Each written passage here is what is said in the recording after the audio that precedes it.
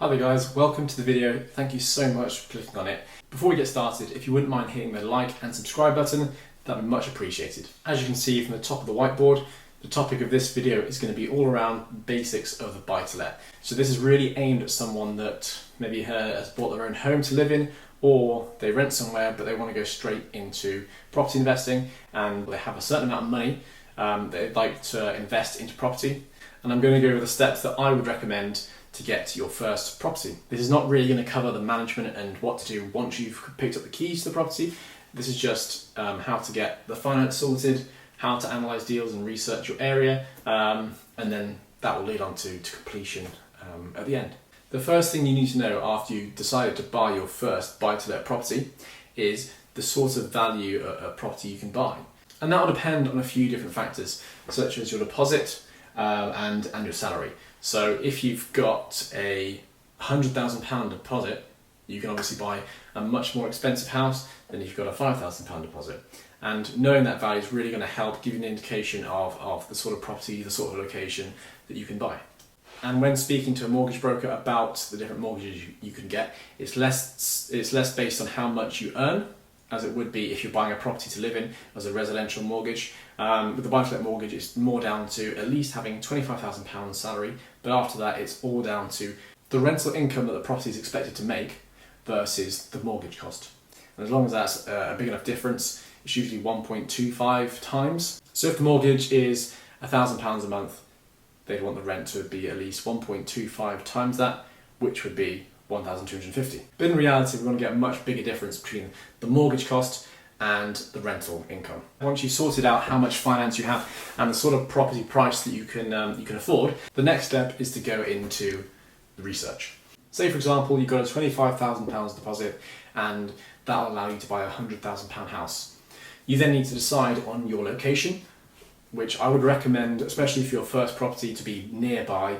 My first property is about a 45-minute drive from me, and there's two reasons for this.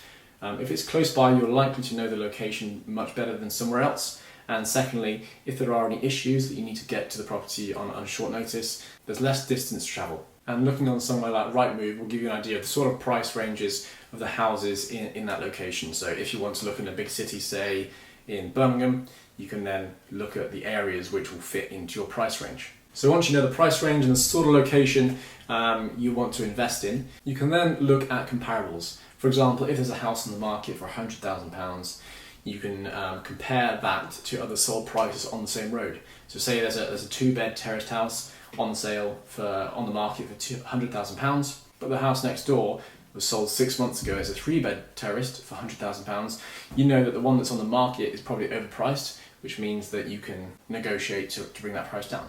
You also want to have a good idea of the rental demand. If you're buying this house for £100,000 and there's no demand, you're just going to have to be stuck with this mortgage payment every single month. You also need to know how much income you're likely to receive once you purchase this house. And a really useful resource for this is a website called OpenRent. You can go on there, look at the sort of area you're looking to buy in, and you can see the most recent let agreed prices. So this is properties that were on the market, they're no longer on Rightmove, but for a certain amount of time, once they've had that let agreed, it will be on there. So you can see this is the sort of price people are actually paying for this location, this type of house, and you can filter all these things out. The last and probably most important step that you need to go through before you put in an offer on the property is to analyse the deal. So at this point, you know exactly the sort of price range you can purchase a property for, and you've got all the data in terms of the property value and the rental value. And they're the two main numbers you need to know when you're buying a standard buy-to-let in this example here. With that property value, if you're able to secure the house at that price, you'll know exactly how much the mortgage is going to be per month. And as long as your estimation of the rental value is accurate, you're going to know exactly how much cash flow there is per month. I'm just going to write down a quick formula to work out the cash flow. So you're going to have your rental value, so this is the rent you expect to achieve every single month. So that could be £500 per month. That's the rent the tenant's going to pay. And you minus the mortgage cost, so say it's a £200 a month mortgage, and we're going to have that as M, and that's going to equal cash flow. So I hope you can read that okay. So rental value, say that's £500 per month minus 200. Your cash flow is going to be £300 per month. Now, there are other factors that come into this, such as maintenance fees. You're going to have vacancies. You can't assume there's always going to have tenants in it. You might want to give the property to a managing agent, and they're going to take a small percentage, usually around 5 to 10% of the rental. But that is just a rough idea of the cash flow. And once you know your cash flow, you can get the most important bit of information that you need, and that's this ROI, which stands for return on investment. And it's so important that I underlined it in blue 4 times. And the return on investment really means how much money have you put into the deal originally. So that's the deposit, the solicitor's fees, any work you needed to do on the property, so whether that was a refurbishment or just giving it a lick of paint. All that money in versus everything you're going to get out, so that's the rental income. We're going to use that £300 cash flow every month. We're going to ignore maintenance fees just to make the figures easy. To work out return on investment, we use this formula here. So ROI, return on investment,